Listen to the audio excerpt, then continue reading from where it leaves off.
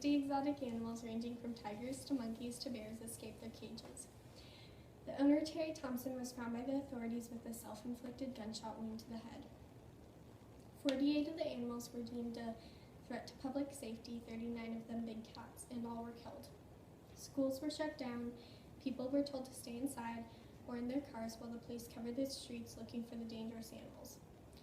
This is a great example of exotic animals being a threat to the public, the owners, and to themselves. I hope that my speech will make you think twice before getting an exotic animal and will give awareness to the animal trade and the negative effects of exotic animals being kept as pets. I'm going to show how exotic animals being allowed to be kept as pets can have a negative effect on the community owners and the animals themselves. During my speech, I will explain the diseases that these animals carry, the effects of these diseases on the humans, and care and conditions in the exotic animal space, and how many attacks occur and why these attacks occur. Many exotic animals carry deadly diseases, but reptiles, amphibians, and monkeys seem to carry the most. According to bornforusa.org, an estimated 90% of all reptiles carry and shed salmonella in their feces. The Center for Disease Control, CDC, estimates that 93,000 salmonella cases caused by exposure to reptiles are reported each year in the U.S. As many as 90% of all macaque monkeys are infected with herpes B virus. While reptiles, amphibians, and monkeys carry many deadly diseases, other animals carry diseases as well.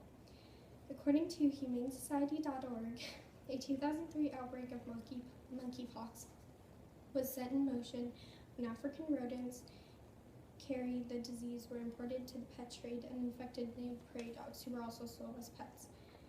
Many exotic animals carry diseases, and while they might not be deadly to them, they could be potentially deadly to humans. Many exotic animals face less than ideal conditions and care when kept as pets. Many of these animals need lots of room to run, but unfortunately many animals are kept in small cages, and many owners do not meet the social and nutritional needs of these animals. According to humanesociety.org, their nutritional and social needs are demanding to meet, and in many cases are unknown. They often grow to be larger, stronger, and more dangerous than the owner expects or can manage. Because many owners find themselves not being able to manage these animals, they end up in small cages in an attempt to control them. According to humanesociety.org, such animals become too difficult to manage and are confined to small cages, passed from owner to owner, or disposed of in other ways. Many exotic animals are large, strong, undomesticated animals that are not suitable for pet life. And in an attempt to control them, many are put into small cages, euthanized, or sold.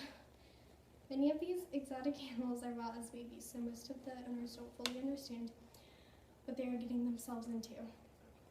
When exotic animals are babies, they are very dependent, but when they grow up, they become very independent and rely on their instincts. This is why exotic animal attacks occur. Animals need to be independent and rely on their instincts, so they might not trust the owner as much as the owner thinks the animal trusts he or she. According to humanesociety.org, instinctive behavior of the adult animal replaces the dependent of the juvenile, resulting in biting, scratching, or displaying destructive behavior without provocation or warning. These animals are also extremely dangerous. A venomous monocled cobra, legal to own in some states, costing as low as $100, will repeatedly strike when threatened. The typical 25-pound bobcat can take down prey 8 times its size with ease. Mountain lions are known to kill prey just for the sake of killing, says Jody Kendall in her article Wild at Home, Exotic Animals as Pets. Statistics from the Exotic Animal Incident Database Born for USA reported 543 human injuries and 75 human deaths from 1990 to 2012, and 55 animal injuries and 200 animal deaths. Many owners buy these exotic animals as babies and don't understand their full strength, size, and emotional shift from baby to adult. This may result in attacks or injuries. I've just showed how keeping an exotic animal as pet is not beneficial for the owner, community, or animal. You are now better informed about exotic animals being kept as pets and can make a decision on which viewpoint you agree with more. I hope that you have considered what I have to say and will better understand the subject of exotic animals being pets.